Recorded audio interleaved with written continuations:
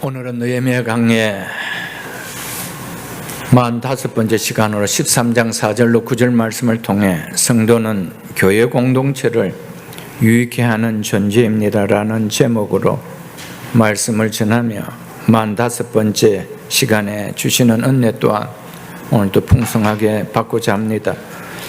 느헤미야 13장은 느헤미야서의 결말을 다루는 부분으로 느헤미야가 선민 이스라엘 공동체의 신앙개혁을 온전하게 이루고자 끝까지 힘쓰는 모습을 보여주는 내용이라 말씀드렸습니다. 이 가운데 지난 주일에 보았던 1절로 3절은 거룩한 예배 공동체의 바른 신앙을 지키기 위하여 아직까지 선민 공동체 속에 섞여있는 이방 암몬과 모압 사람들을 분리시키는 내용이었으며 이 일은 예루살렘 성벽 봉헌식이 거행되던 날에 이루어졌습니다. 그런가 하면 오늘부터 시작되는 4절로부터 마지막 31절까지는 신앙개혁이라는 내용 면에서는 1절로 3절과 유사합니다. 그러나 일어난 사건들에 있어서 시간적으로는 상당한 차이를 두고 일어난 사건들입니다. 느헤미야는 주전 444년에 3차로 예루살렘으로 귀환하여 432년 다시 페르시아 궁으로 돌아갈 때까지 12년 동안 유다 총독으로 지냈습니다. 느헤미야는 예루살렘으로 귀환한 그의 이스라엘 공동체의 신앙 회복과 거룩한 예배 공동체의 회복을 위하여 성벽 재건과 신앙 개혁을 위하여 온 힘을 다 쏟았습니다. 그래서 느헤미야가 총독으로 지내는 12년 동안은 선민 이스라엘 공동체는 회복된 신앙 공동체로 거룩한 예배 공동체로 잘 세워졌습니다. 그런데 느헤미야가 12년간의 총독 기간을 마치고 페르시아로 되돌아간 후 이스라엘 공동체에 나타난 모습은 참으로 안타까운 모습이었습니다. 다시금 개혁이 이루어지지 않으면 안 되는 심각한 영적 침체에 빠진 심각한 문제들이 발생하였습니다. 그 문제들이 오늘 본문의 내용으로부터 13장 마지막 절까지의 내용입니다. 페르시아로 다시 돌아간 느헤미야가 처음 수상궁에 있을 때 고국의 안타까운 소식을 듣고 아닥사스다 왕의 허락을 받아 예루살렘의 성벽 재건과 신앙 개혁을 위해 왔는 것처럼 이스라엘 공동체가 다시 심각한 영적 침체에 빠지고 있다는 소식을 접하고 다시 아닥사스다 왕의 허락을 얻어 다시 예루살렘으로 돌아오게 됩니다. 돌아온 이후 느헤미야는 즉시로 또다시 개혁을 단행합니다. 이 개혁하는 내용들이 바로 느헤미야서가 마감되는 13장 4절로 41절의 내용입니다. 느헤미야가 돌아와 선민 공동체의 이러한 문제들을 개혁하는 것으로서 느헤미야서는 마감이 됩니다. 느헤미야가 다시 돌아와 다시 개혁을 단행한 첫 번째 개혁이 과거 성벽을 재건할 때 방해하였던 주범인 사악한 도비야에 의해 거룩함이 훼손된 성전을 정화하는 개혁이었습니다. 오늘 본문이 첫 번째로 개혁한 성전 정화 사건입니다. 4절로 31절은 느헤미야의 연속된 4가지 개혁 조치를 다루고 있습니다.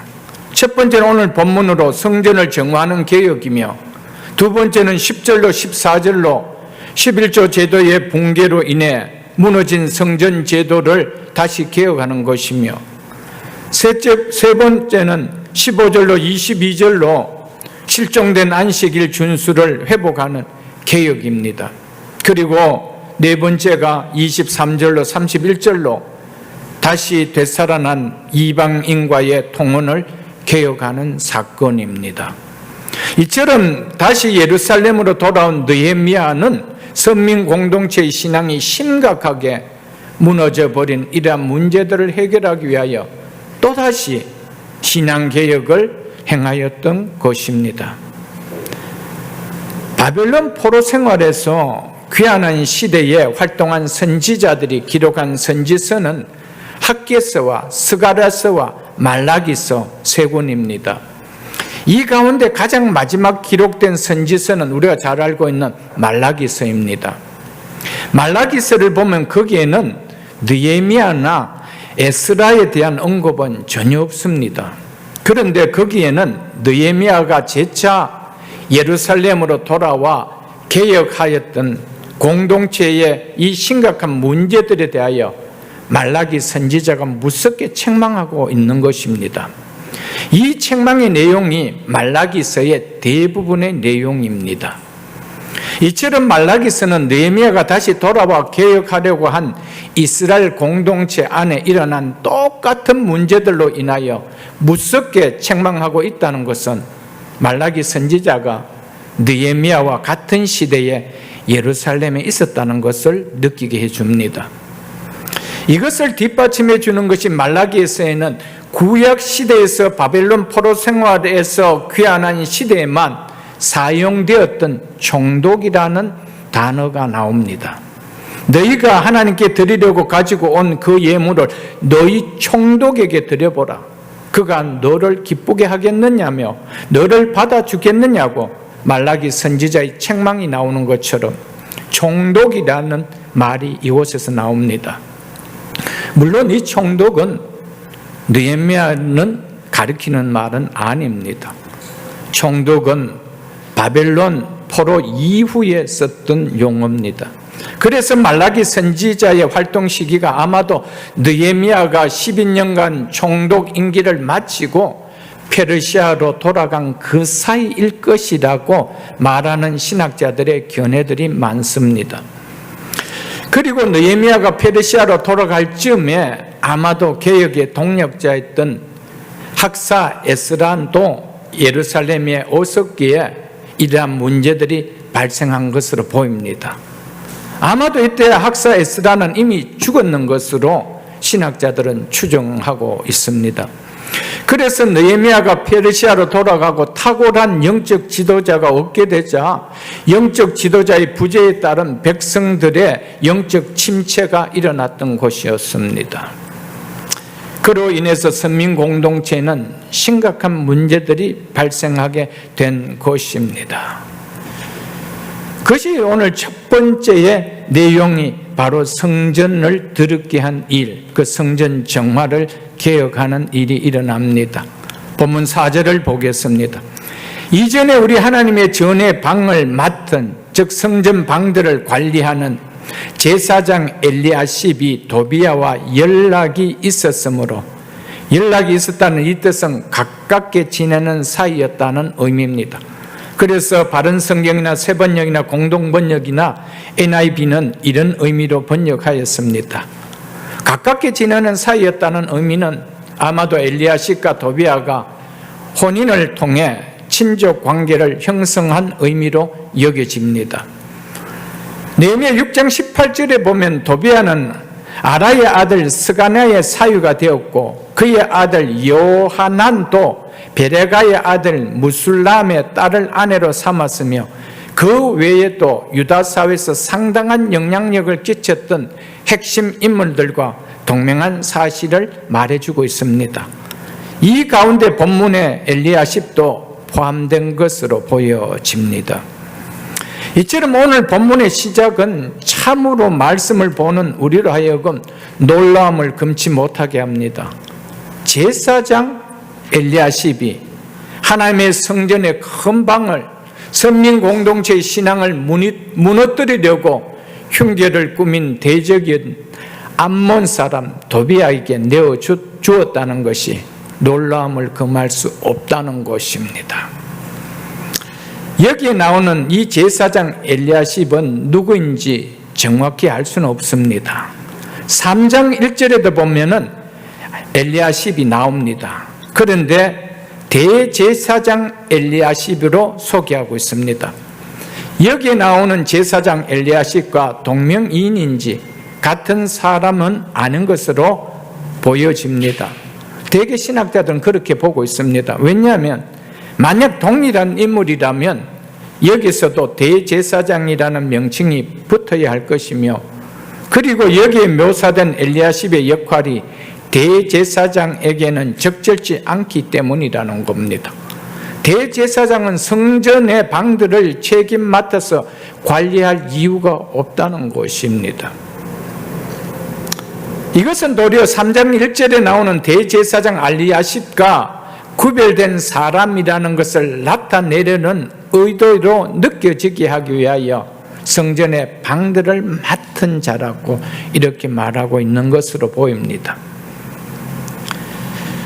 그러나 선민언약 백성의 대적인 도비아가 제사장 엘리야십과 가깝게 지내는 사이였다는 사실과 그가 성전의 방들을 맡아서 관리하는 책임자라는 것은 당시 엘리야십이 성민 공동체와 성전 안에서 상당한 영향력을 가진 제사장이었다는 것을 느끼게 해 줍니다.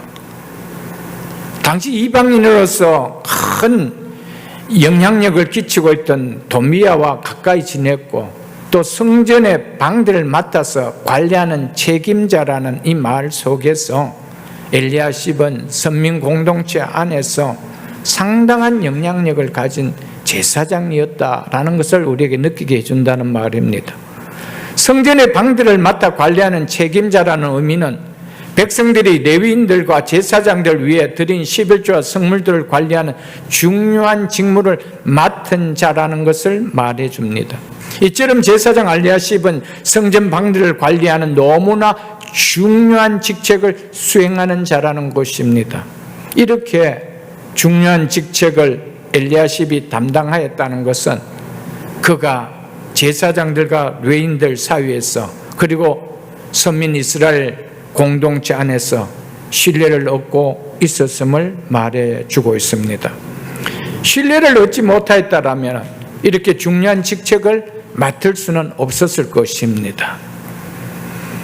그리고 엘리야십이 자신이 맡은 중요한 직책을 잘 감당해야만 성전 예배를 위해 하나님 일을 수행하는 레위인들과 제사장들의 생활이 제대로 이루어질 수가 있습니다. 그래야만 성전 기능이 제대로 작동될 수가 있다는 것입니다. 성전 기능이 제대로 작동되어야만 선민 공동체의 정체성인 거룩한 예배 공동체가 바르게 유지될 수 있는 것입니다. 그런데 이렇게도 중요한 직책의 책임을 맡은 대제사장 엘리야십이 타락하여 하나님의 성전의 큰 방을, 선민 공동체 신앙을 무너뜨리려고 한 대적 암몬 사람 도비아에게 내어주었다는 것은 우리에게 참 놀라움을 금치 못한다는 것입니다. 이 일로 인하여 10절에 보면 레위인들에게 분배되어야 할 백성들이 바친 11조가 제대로 분배되지 못하였습니다. 그러니 레위인들의 생활은 당연히 힘들 수밖에 없습니다. 그래서 레위인들은 생계를 위해서 성전을 떠날 수밖에 없었습니다. 성전에서 하나님 일을 봉사해야 하는 레위인들이 성전에 없으면 성전에서 행해지는 예배는 어떻게 되겠습니까? 하나님의 백성인 선민 성전 공동체는, 성전 예배 공동체는 점점점 공동체의 정체성이 이루어질 수밖에 없는 것은 너무 당연한 사실입니다. 결국 백성들의 신앙은 그로 인해서 하나님과 멀어지게 되는 타락한 생활을 할 수밖에 없게 된 것입니다. 그래서 10절로 마지막 절까지 나온 백성들은 신앙개혁으로 회복되었던 11조 제도를 행하지 않았으며 안식일도 예사로 범해버렸습니다. 그리고 이방 여인들을 아내로 취하는 통혼을 또다시 행하게 되었던 것이었습니다. 왜 그랬습니까? 예배가 무너졌기 때문입니다. 하나님의 성전에서 예배를 수종드려야 될 그들에게 돌아가야 될 그 목들을 관리하는 제사장 엘리야십의 타락으로 인해서 그 관리할 방들을 다른들에게 주고 그 방들이 이제는 그것들로 채워지지 않아도 될 만큼 이스라엘 공동체는 타락했다는 것입니다. 그러니 결국 예배는 무너지게 되죠. 예배가 무너지면 신앙이 무너지는 것은 하루아침에 일어날 수 있는 일이라는 것입니다. 예배를 안 드리고 신앙이 좋아지는 사람을 보셨습니까, 여러분들? 예배를 제대로 드리지 않고 그 신앙이 건강한 신앙을 가진 자들을 보셨습니까, 여러분? 그렇게 당연하게 이스라엘 공동체는 무너지기에, 그래서 하나님 앞에 당연하게 드리기로 맹세했던 11조 제도가 행해지지 아니었고, 안식일도 예사로 범하게 되고, 다시는 그러지 않겠다라고 맹세했던 이방 여인들을 다시 취하는 통혼이 일어났던 것이었습니다. 이 모든 것은 예배의 무너짐에서 시작된다라는 사실입니다. 이 영적 타락의 심각한 모습들을 모두 엘리야십이 선민 공동체를 배신하는 타락의 행위로 인하여 일어나게 된 것이라고, 그 원인을 말하지 않을 수는 없을 것입니다. 제사장 엘리야십의 타락이 공동체 안에 이렇게 무서운 결과를 초래하였다는 것이 우리는 놀라지 않을 수가 없다는 것입니다. 앞에 1절로 3절에 보면 이스라엘 백성들이 하나님의 율법을 따라 암몬과 모압 사람들을 선민 예배 공동체에서 분리시키라는 계획을 행하였습니다. 그런데 이로부터 12년이 흐르고 느헤미야는 다시 페르시아 궁으로 돌아갔습니다. 그 사이에 제사장 엘리야십이 선민 예배 공동체에서 분리시킨 암몬 사람을, 그것도 성벽 공사 때 심하게 방해했던 대적 도베아를 공동체에 이끌어들여 하나님 성전에 큰 방까지 내어주며 그곳에 지낼 수 있도록 하는 하나님의 거룩한 전을 드리피는, 거룩한 예배를 드리피는, 제사장의 직분을 또한 더럽히는 무서운 죄를 그가 행하였다는 것입니다. 우리가 생각하기에 제사장이 어떻게 이럴 수가 있느냐라고 할 수 있죠. 그래서 말라기에서 보면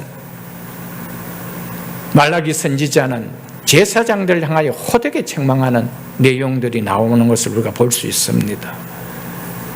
제사장이 타락하면 예배가 타락하는 거예요. 예배가 타락하면 그 공동체 자체가 타락되어지는 것이죠.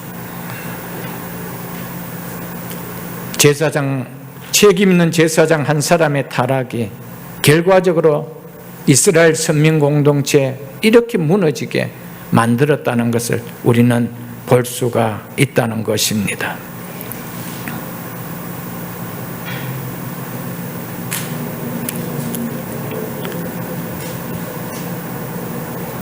공동체 안에서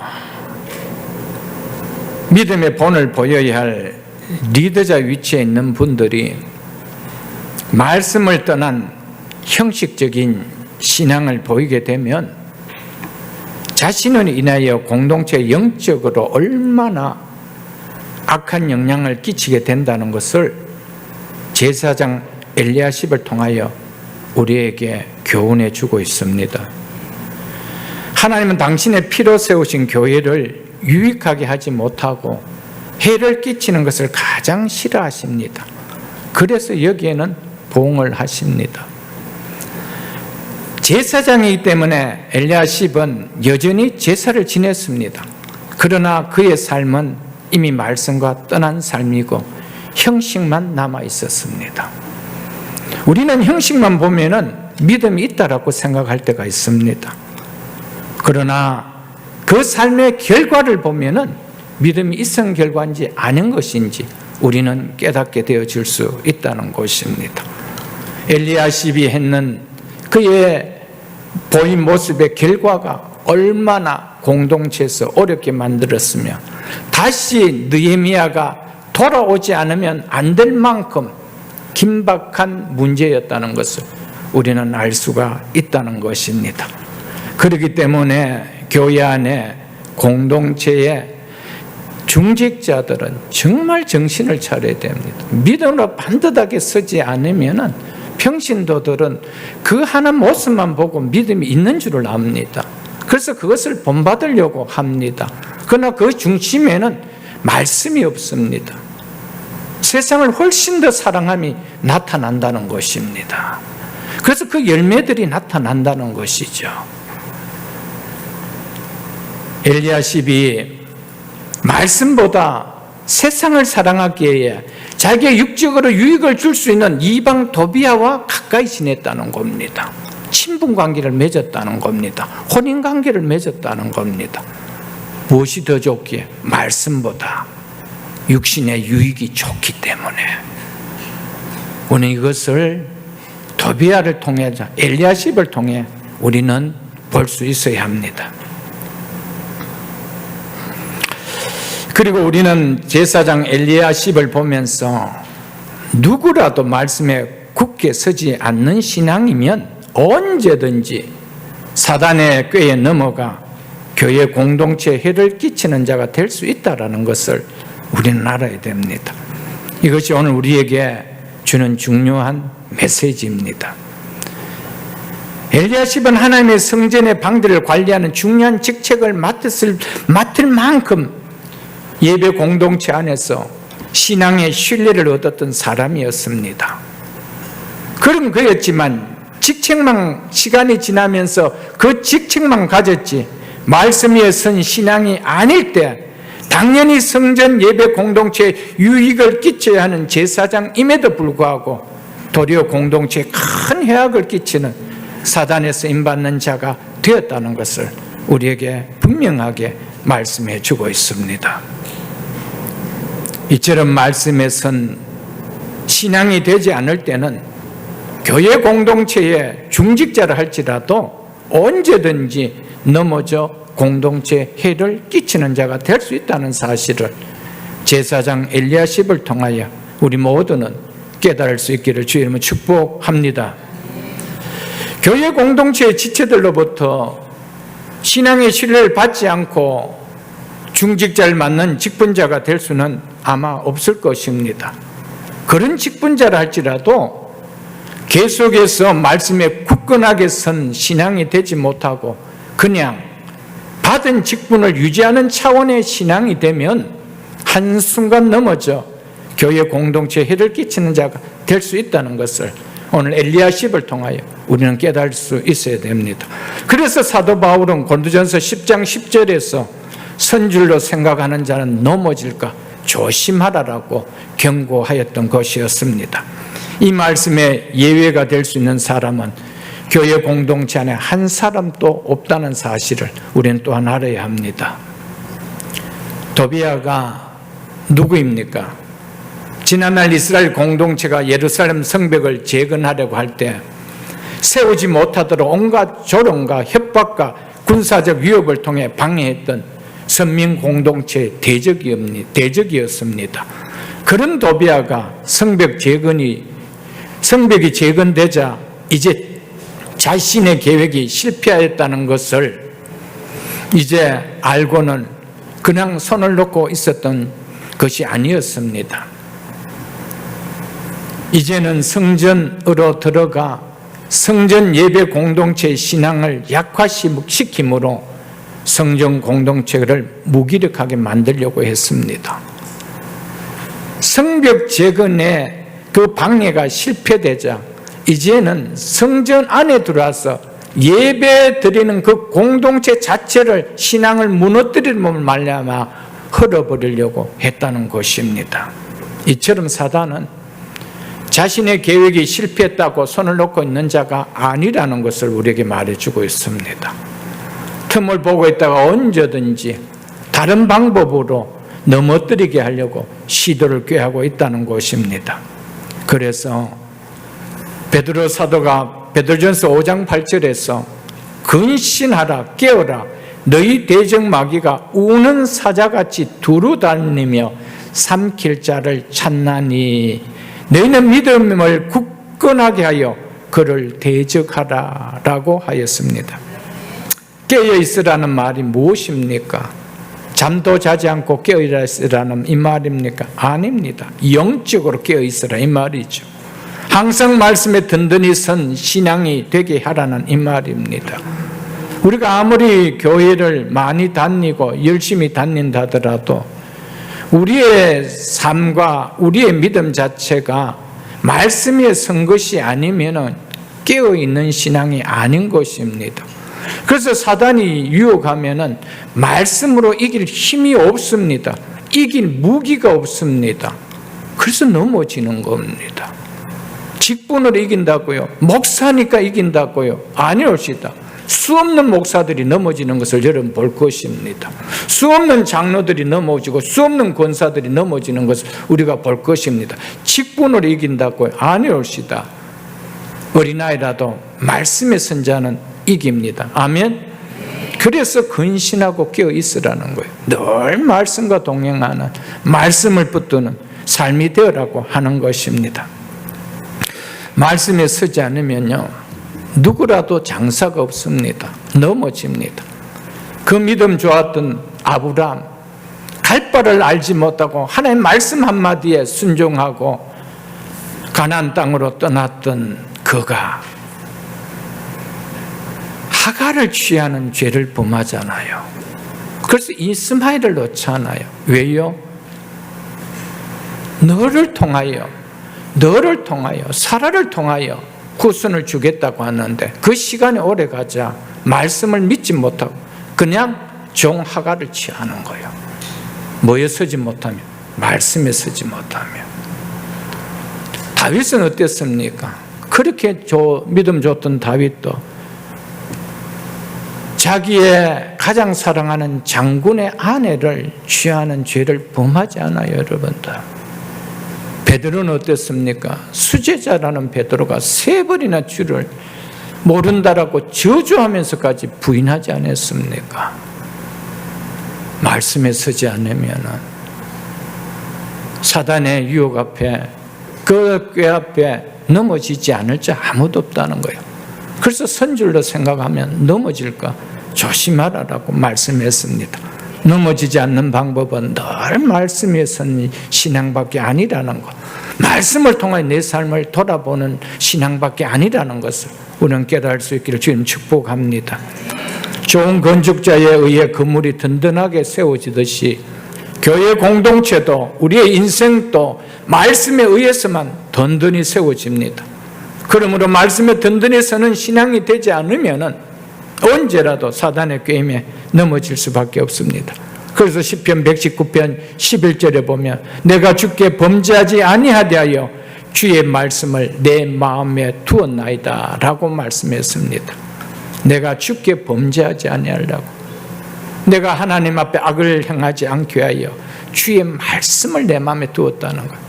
이 말은 뭡니까? 역으로 이야기하면 주의 말씀을 내 마음에 두는 신앙이 아니면 언제든지 우리는 하나님 앞에 죄를 범하는, 사단의 꾀임에 넘어가는 삶이 사라질 수밖에 없는 자라는 것을 말씀해 주고 있다는 것입니다.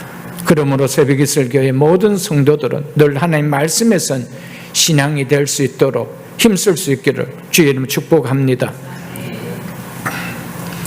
5절을 보겠습니다. 도비아를 위하여 한 큰 방을 만들었으니, 이 만들었다는 말은 마련해 주었다는 말입니다.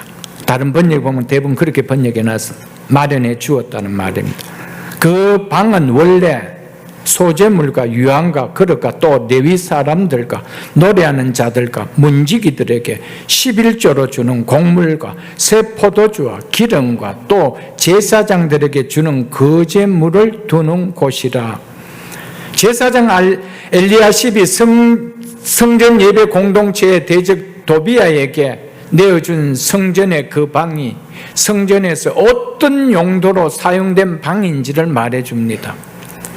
그 큰 방은 먼저 소재물과 유황과 그릇을 둔 방이라고 하죠.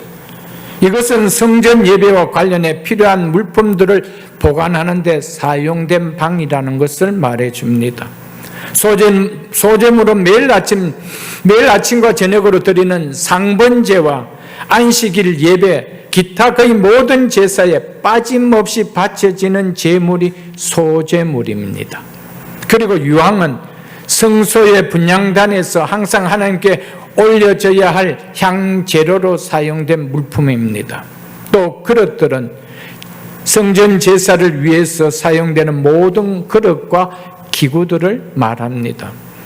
성전에서 드려지는 제사를 위한 귀한 물품들을 보관하는 큰 방을 대적 도비아에게 내어주어 그를 성전에서 지내게 하였다는 것은 성전이 이미 부정하게 되었다는 것을 말해줍니다.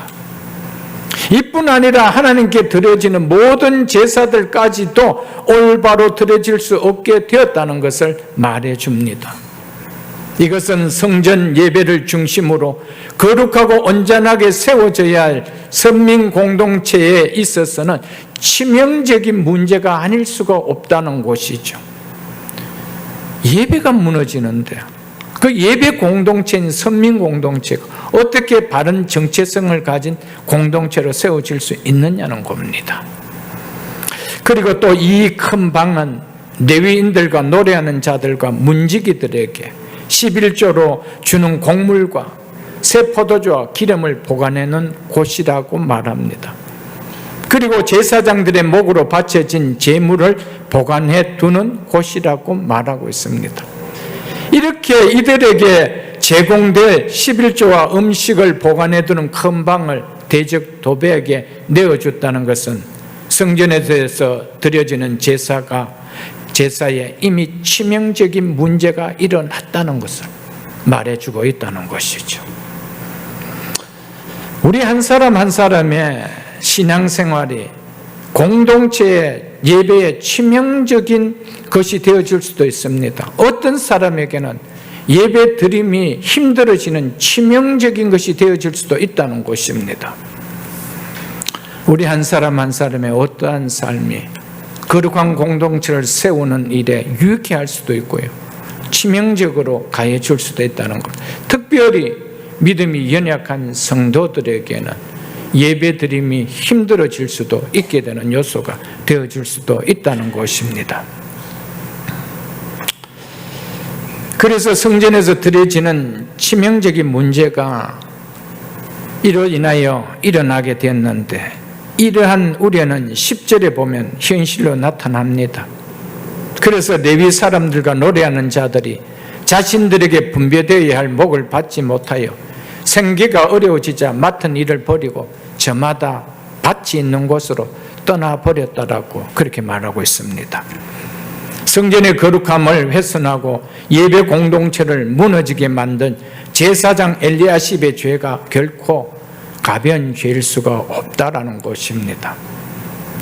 교회의 거룩함을 훼손하고 예배 공동체를 무너뜨리게 만드는 행위는 하나님 앞에 결코 가벼운 죄가 될 수 없음을 우리는 오늘 엘리야십을 통하여 깨달을 수 있어야 합니다.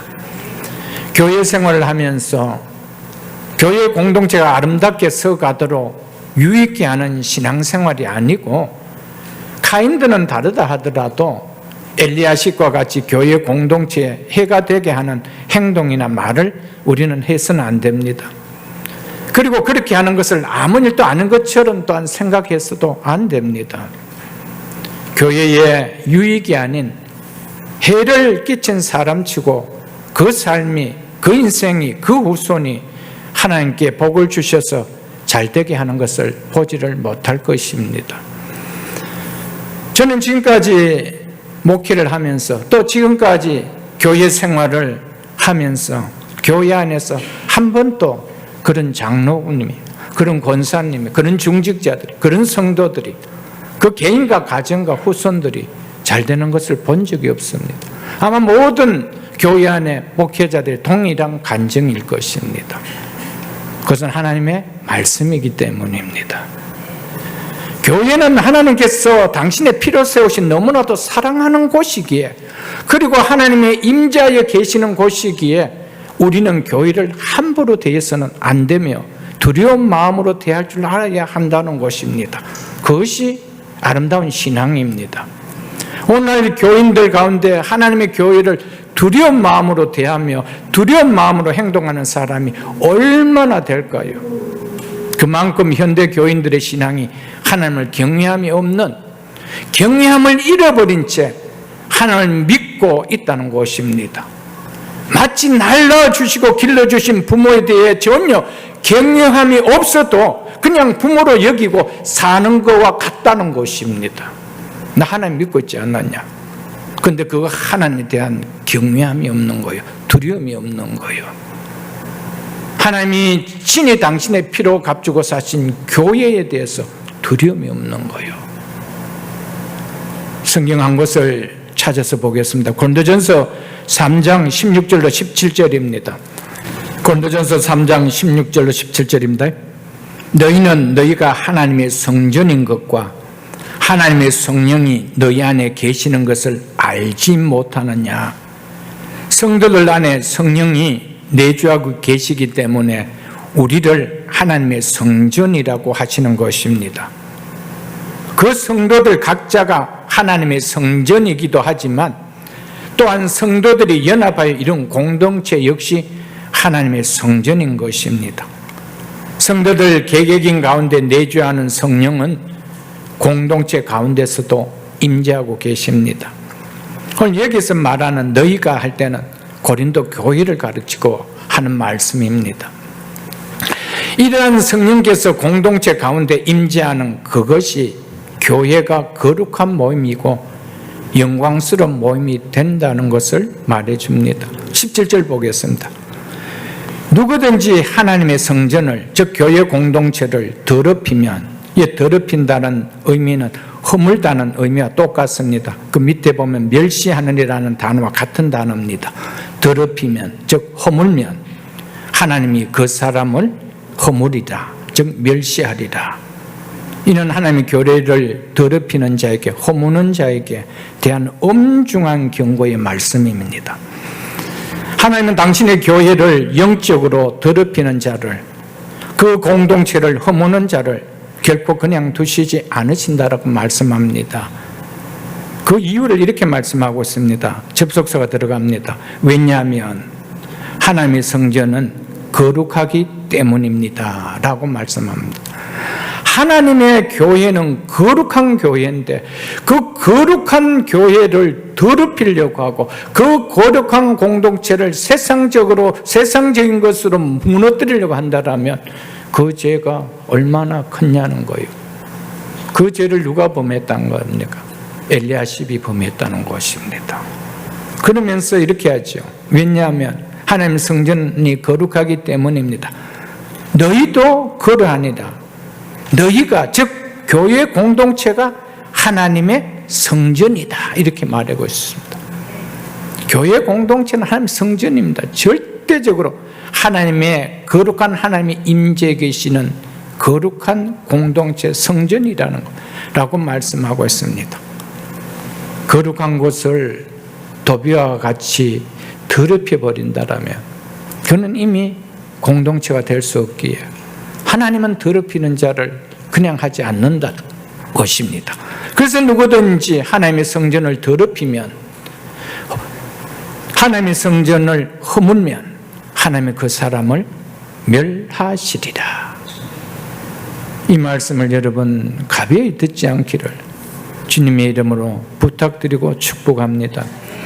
한편 우리는 본문을 보면서 잠시라도 영적으로 깨어 정신을 차리지 않으면 안 되겠구나라는 깨달음이 들어와야 합니다.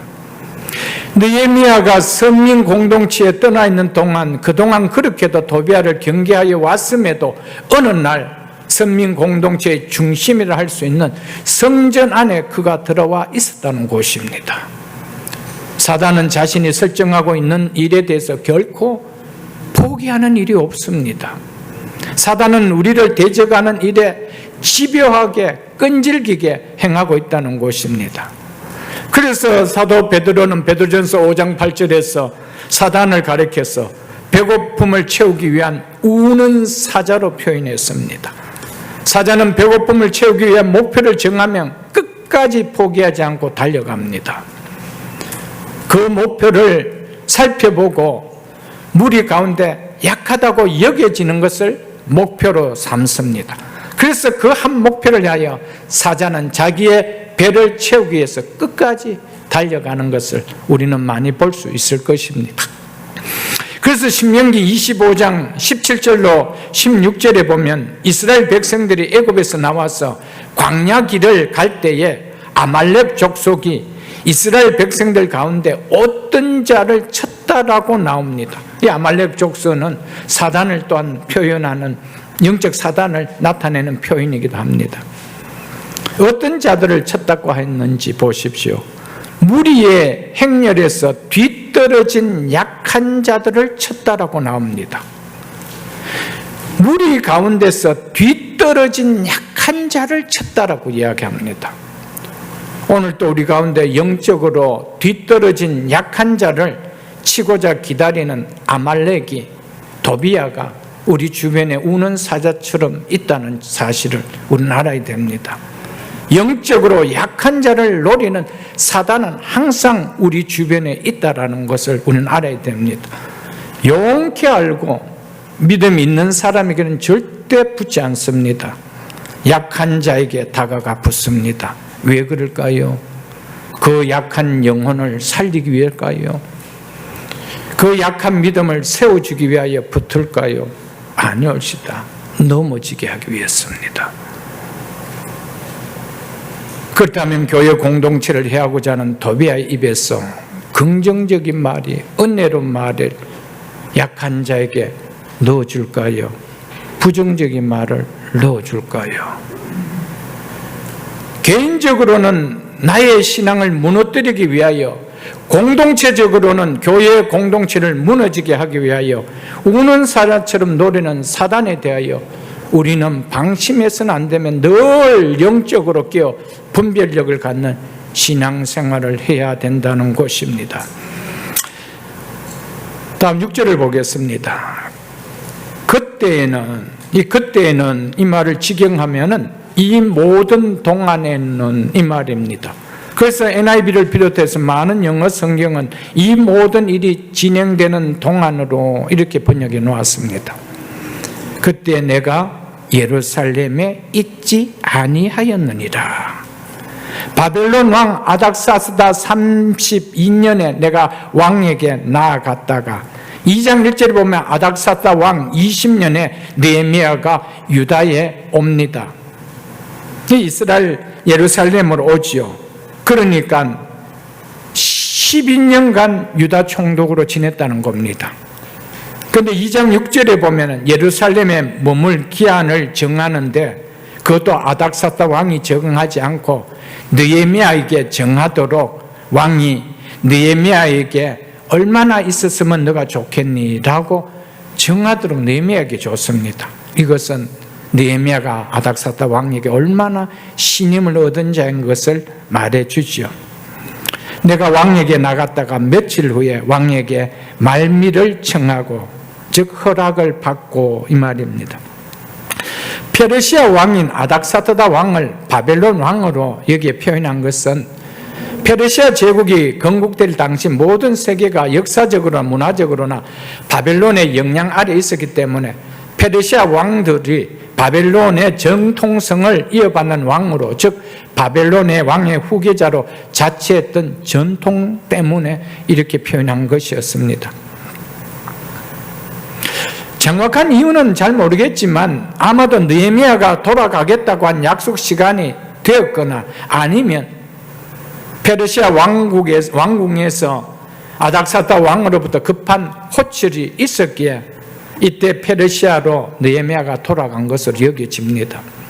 돌아간 이후 느헤미야가 얼마나 오랫동안 페르시아 궁에 머물렀다가 다시 와서 얼마 기간 동안 총독의 직무를 다시 수행했는지 기록하고 있지는 없어서 알 수는 없습니다.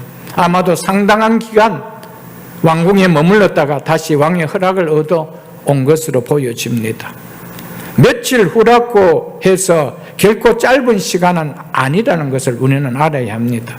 왜냐하면 느헤미야가 돌아가서 얼마 되지 않은 단시간에 선민 공동체 안에 이런 영적 침체가 심각한 현상들이 여러 군데에서 여러 가지 모양으로 일어났다라고는 볼 수 없기 때문입니다. 특히 23절로 25절에 보면 느헤미야가 다시 돌아와 이방인들과 통혼 문제를 개혁하는 과정에서 이방인과 결혼하여 살던 자녀들 중에 대다수가 이방 말은 하는데 유다 말은 하지 못하였다는 내용이 나옵니다. 이는 느헤미야가 총독 임기를 마치고 페르시아 궁에 머물렀는지가 수년이 지났다는 것을 우리에게 암시해 주는 것이 아닌가 우리는 느낄 수가 있다는 것입니다. 그래서 말라기 선지자의 활동 시기가 느헤미야가 12년간 총독의 임기를 마치고 페르시아로 돌아간 그 사이일 것이라고 말하는 신학자들의 견해들이 있다는 것입니다. 저도 여기에 많이 동감을 하고 공감을 하는 편입니다. 이어서 7절도 8절도 보겠습니다. 예루살렘에 이르렀어야 엘리야십이 도비야를 위하여 하나님의 전 뜰에 방을 만든 악한 일을 안지라. 성도 여러분, 거룩해야 될 교회를 거룩하지 못하는 일이 하나님 앞에 일어난다면 그것은 악한 일임을 우리는 알아야 됩니다. 거룩한 예배 공동체를 무너뜨리는 일이 하나님 앞에서 악한 일이라는 것을 우리는 기억해야 됩니다. 이어서 8절 보겠습니다. 내가 심히 근심하여, 바른 성경에서는 이것을 매우 노하여, 공동번역에서는 분노를 참을 길이 없어, NIV에서는 매우 불쾌해서라고 번역을 해놨습니다. 하나님께서 당신의 이름으로 두신 거룩한 성전에 이방인의 거처를, 그것도 서민을 끊임없이 대적한 대적자의 거처를 마련해 준 일로 일어난 의로운 분노가 일어났다는 것입니다.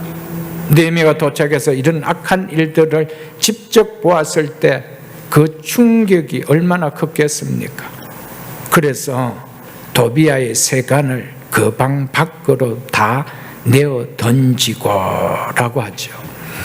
도비야의 소식을 안 느헤미야가 보인 반응은 매우 분노하였다는 겁니다. 느헤미야는 단지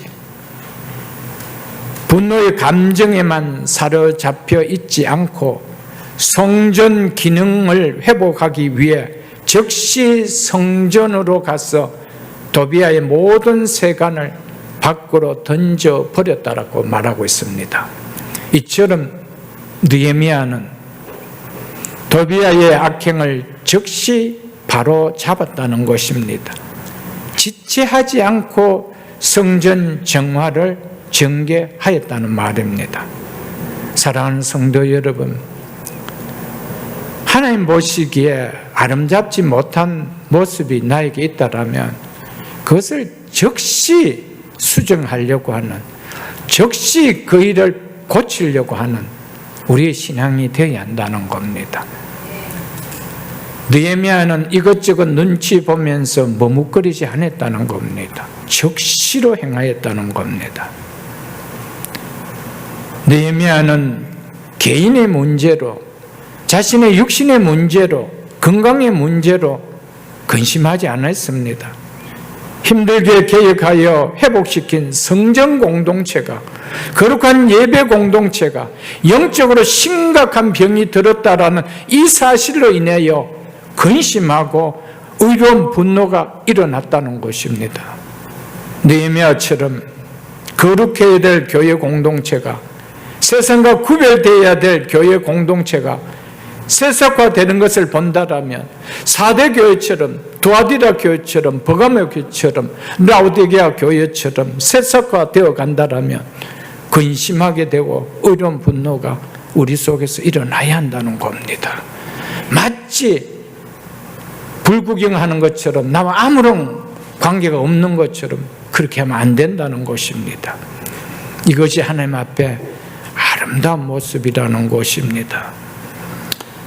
느헤미야는 도비야의 행한 일로 근심하고 의로운 분노를 하는 것으로 그치지 않고 도비야의 세간을 성전 밖으로 내어 던져버렸습니다. 느헤미야의 이 모습은 마치 성전 정화를 위하여 예수님께서 성전에서 장사하는 사람들의 상을 엎으시고 채찍으로 장사하는 자들을 내어쫓는 예수님의 모습과 너무 흡사하지 않습니까? 사랑하는 성도 여러분, 우리는 교회가 영적으로 무너지는 일을 볼 때, 교회가 영적으로 더럽혀짐을 당하는 모습을 볼 때 우리는 느헤미야처럼, 주님처럼 정말 정화하려고 하는 우리의 애씀들이 있어야 된다는 것입니다. 성도들 가운데 자신들의 육적인 사소한 문제는 화를 벌컥벌컥 잘 내면서 자신의 이익이 걸린 문제에는 지나칠 정도로 감정적인 모습을 드러내면서도 정작 하나님의 공의를 위해서는 전혀 분노할 줄 모르는 자들이 있다는 것입니다. 한마디 잘못을 말하지 못하는 사람들이 있다는 것입니다. 바른 믿음은 거룩한 공동체가 죄악에 해를 입을 때 분노할 줄 알아야 됩니다. 그 분노는 의로운 분노입니다. 거룩한 분노입니다. 그것을 잘못했다라고 책망할 수 있어야 됩니다. 그것이 하나님 기뻐하는 신앙이라는 것입니다. 예수님께서도 하나님의 성전이 영적 불법자들에 의해서 해를 입는 것을 볼 때 즉시 상을 엎어버렸습니다. 채찍을 치시는 의로운 분노를 내셨습니다. 아니 어떻게 예수님이 저럴 수 있어? 라고 하는 사람은 아무도 없을 것입니다. 왜요? 하나님의 성전이기에, 하나님의 일을 행하는 것이기에, 하나님을 위해서 의로운 분노를 행한 것이기에. 성도는 자기의 개인과 관련이 있는 일에는 손해를 보아도 넘어갈 수 있어야 합니다.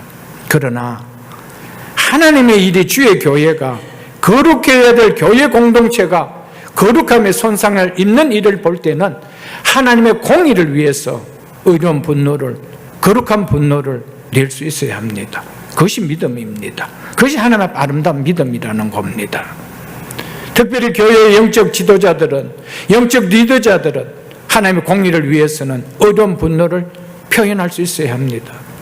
교회 공동체의 신앙을 오염시키려고 하는 사람이 있다라면, 바른 신앙에 말씀을 벗어난 잘못된 신앙을 넣어주려고 하는 사람이 있다라면 결코 잠잠해서는 안 된다는 것입니다. 자기가 맞다고 주장하는 신앙관이나 교리에 맞는 교회를 찾아가도록 말씀해 줘야 됩니다. 굿대여 붙들어 놓고 성도들에게 말씀에 벗어나는 교리를 심어 놓게 하고 바른 신앙이 아는 신앙을 심어 놓게 하는데 그것을 사랑의 이름으로 품어줘서는 안 된다는 것입니다. 처음 제가 교회를 개척하고 교회를 영적으로 바른 신앙을 넣어주지 않으려고 교인들을 다른 곳으로 데리고 가는 것을 제가 알게 되어서 그 사람들을 다 불러서 또 갈 거느냐 라고 했을 때 가지 않겠습니다. 제가 몰라서 그랬습니다. 라고 해서 제가 받아줬습니다. 그러나 데려갔던 당사자에게는 절대 잘못했다는 말을 하지 않았습니다. 그래서 결국 출교를 시켰습니다. 한 사람이 귀할 때였습니다. 그때 목회자는 말씀 전하는 것도 하나님께서 맡겨주신 사역이지만은 교회를 거룩하게 지키는 것도 목회자의 중요한 사명입니다. 그래서 바울은 교회 공동체를 거룩하게 지키게 하기 위해서 얼마나 힘쓰고 애썼는지 모릅니다. 거짓 교사들이 와서, 거짓 선지자들이 와서 교회를 어지럽힐 때 그렇게 하지 못하도록 얼마나 애썼는지 모릅니다. 아름답게 말씀으로 세운 한 영혼들이 바르지 못한 교리와 바르지 못한 말씀을 통하여 신앙을 잃어버린다라면 그것만큼 목회자는 허무한 일이 없습니다. 그래서 목회자는 성도들 한 사람 한 사람이 바르게 신앙에 설 수 있도록 거룩한 교회 공동체를 생활할 수 있도록 최선을 다하고 힘을 다하고 정말 깨어 근신하며 기도하며 애쓰고 있다는 것입니다. 그 영혼이 불쌍하지 않아서가 아닙니다. 그 영혼을 통하여, 그 한 사람을 통하여 교회에 입을 해가 너무 크기 때문이라는 것입니다. 만약 우리가 신앙 공동체 안에서 공동체의 바른 신앙을, 바른 예배를, 바른 교제를 무너뜨리려고 하는 죄악을 보고도 단호하게 대처하는 태도를 취하지 못하고 침묵한다라면 사단은 그 사이 공동체의 바른 신앙을 무너뜨리게 만들며 바른 예배가 무너지게 만들 것이며 성도의 교제는 세상의 교제와 육적 교제의 장이 되고 말 것입니다. 저는 성도의 교제가 세상의 교제, 육체적인 교제가 되는 것을 제가 부교육자 시절에 목격을 했던 사람입니다. 구역 예배를 마치면 그 자리에 맥주잔이 올라옵니다. 그리고 가라오케를 틀어놓습니다. 그게 구역 예배를 마치고 행하는 제2탄입니다. 그게 교제라는 겁니다. 그런 것을 교회가 막아야 되죠. 그렇게 행하는 사람을 내어 쫓아야 되죠. 여러분, 그리고 저는 직접 보지는 못했지만 들었습니다. 구역 예배를 마치고 구역원들을 데리고 카지노로 간다는 소리도 들었습니다. 거기에 있었던 사람이 한 이야기를 제가 들었습니다. 현실이 있었습니다. 그렇기 때문에 우리는 사소한 이해관계에서는 남의 일보다 냉정하고 차분하게 대해야 되지만 하나님의 일에 관해서는, 거룩한 교회 공동체에 관한 일에 대해서는, 바른 신앙에 관해서는 민감해야 됩니다. 단호한 자세로 반응을 해야 됩니다. 그 사람이 의로운 사람입니다.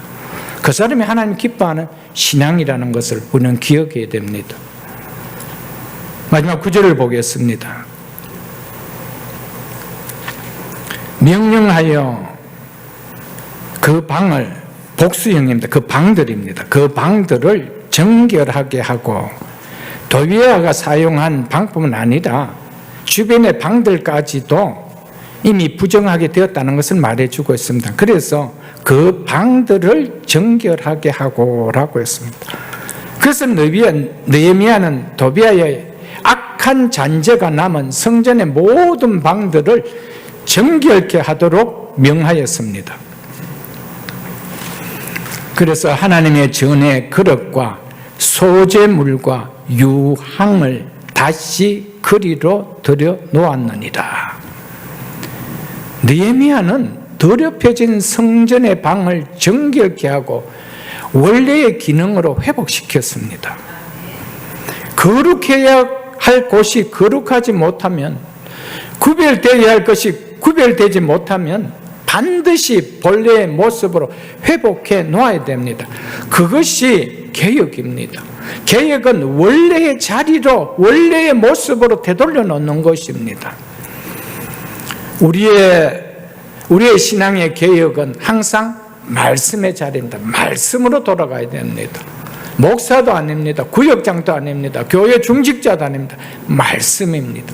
그래서 목회자는 말씀만 전하는 거예요. 말씀만. 말씀에 비추어서 내 모습이 아니라면 말씀으로 돌아가는 것. 그것이 개혁입니다. 그것이 개혁주의 신앙입니다. 말씀이 뭐라고 이해하느냐?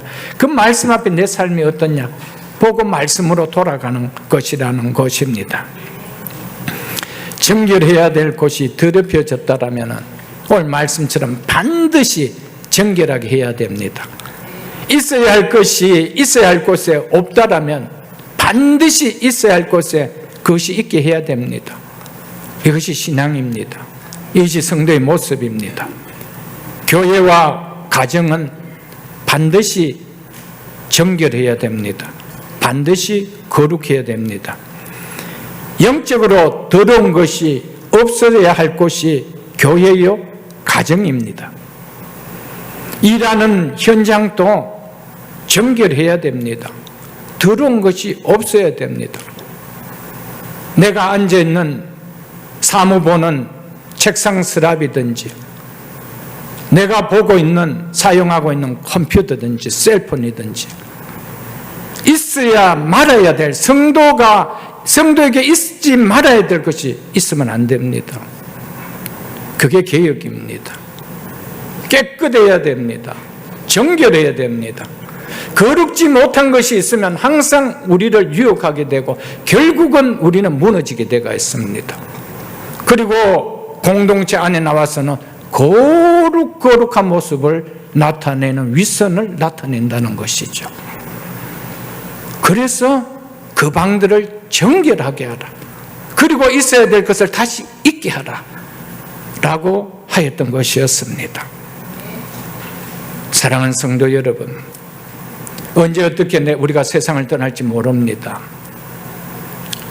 우리의 자녀들이 부모의 유물이라고 해서 컴퓨터를 열고 셀폰을 열었을 때 기급하는 사진과 내용들이 나온다면 내 삶은 어떻게 비칠까요?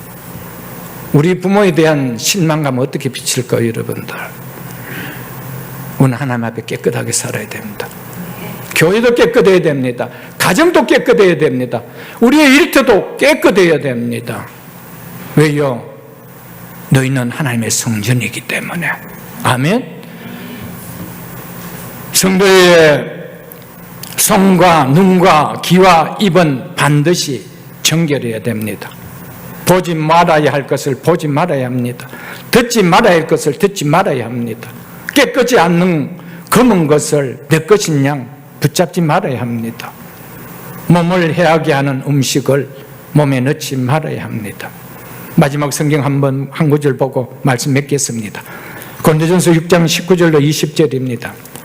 고린도전서 6장 19절로 20절입니다. 너희 몸은 너희가 하나님께로부터 받은 바 너희 가운데 계신 성령의 전인 줄 알지 못하느냐. 성도는 이 세상에서 성령의 전으로 사는 자가 되어야 됩니다. 성령의 전이기 때문에 거룩하지 않는 것과는 멀리 하려고 애쓰고 힘써야 한다는 겁니다. 이것이 성도의 정체성이라는 겁니다. 그러면서 너희는 너희 자신의 것이 아니라 값으로 산 것이 되었으니, 그렇기 때문에 우리의 몸은 우리가 마음대로 내가 주장할 수 없다는 겁니다. 하나님께서 값으로 산 것이기 때문에 너희 자신의 것이 아니라는 겁니다. 그래서 우리는 하나님이 기뻐하시는, 그분의 소유된 자로서 그분이 기뻐하시는 합당한 삶을 살아야 된다는 겁니다. 그래서 뭐라고 이야기합니까? 그런즉 너희 몸으로 하나님께 영광을 돌리라. 아멘. 하나님께 영광을 돌릴 수 없는 그런 모습이 있다면 그것을 뭐하게 하라는 거예요? 정결케 하라는 거예요. 정결케 하라는 거예요. 본래 있어야 될 것들을 있게 하라는 겁니다. 이것이 성도의 삶입니다. 말씀 맺겠습니다. 성도는 교회 공동체를 유익해 하는 존재입니다 라는 제목으로 말씀을 드렸습니다. 우리의 정체성을 깨닫는다면 우리 남은 인생 동안 제사장 엘리야십처럼 도비아처럼이 아니라 정말 느헤미야처럼 하나님의 교회 공동체를 유익해 하다가 하나님께서 그 삶의 보화가 있는 천국에 우리가 가야 되지 않겠습니까? 새벽이슬교회 모든 성들, 우리 남은 생에 내가 몸담고 있는 이 교회를 통하여 영육 간에 은혜와 복을 받고 있는 이 교회에 유익한 신앙생활을 하다 주님 앞에 갈 수 있는 우리 모두가 다 될 수 있기를 주의 이름으로 축복합니다.